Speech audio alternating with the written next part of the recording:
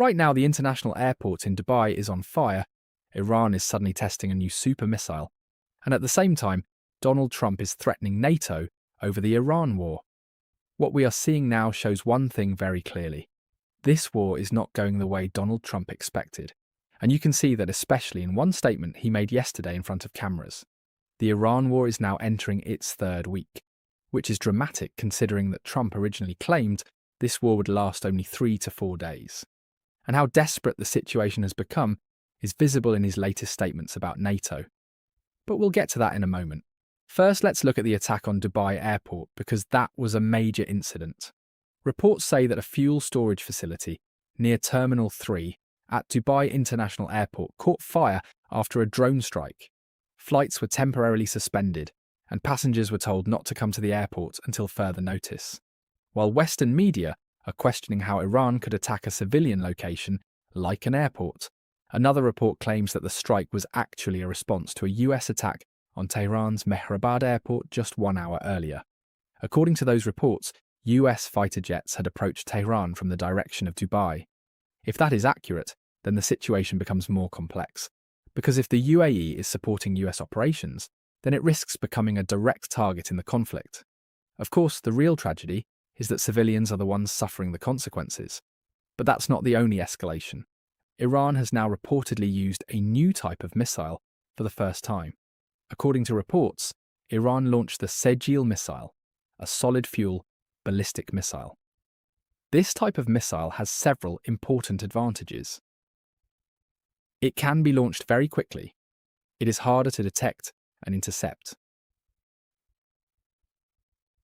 It can reach speeds of up to Mach 14, but the most important factor is its range. The Sejil missile can reportedly travel 2,000 to 2,500 kilometers, which means it could theoretically reach targets as far as Ukraine within minutes. That is why some analysts believe this test is not random. Just a few days ago, President Zelensky announced that Ukrainian specialists had been sent to support operations in the Middle East. Iran responded by saying that this would make Ukraine an active participant in the conflict. And now, shortly afterward, Iran demonstrates a missile with the range to reach Ukrainian territory. Meanwhile, Donald Trump is facing increasing pressure. He has called on multiple countries to help form an international naval coalition to reopen the Strait of Hormuz. But according to reports, many countries are refusing. France, Germany, Japan, and Norway have reportedly declined.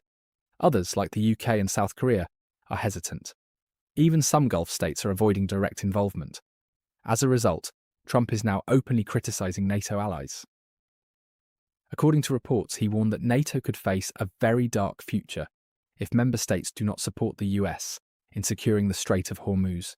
He argued that Europe and China depend heavily on Gulf oil and should therefore take responsibility. This statement is being interpreted by some as a serious warning toward NATO. At the same time, tensions are rising in another region. Reports say that China has increased its military presence around Taiwan, with dozens of aircraft and several naval vessels operating near the island. This happened just as the United States announced additional deployments to the Middle East. Some analysts believe China could be testing the situation while the US is focused elsewhere. So when you put everything together, the situation looks extremely serious. A major attack hits Dubai airport. Iran tests a new long-range missile. Trump pressures NATO for support. And global tensions are rising from the Middle East all the way to Asia. So the big question is this: could Europe be drawn into this conflict? Or will NATO resist pressure and stay out of the war? What do you think? Should countries like Germany support the United States in this conflict? Yes or no? Write your opinion in the comments. And don't forget to subscribe if you want to stay updated on the latest developments.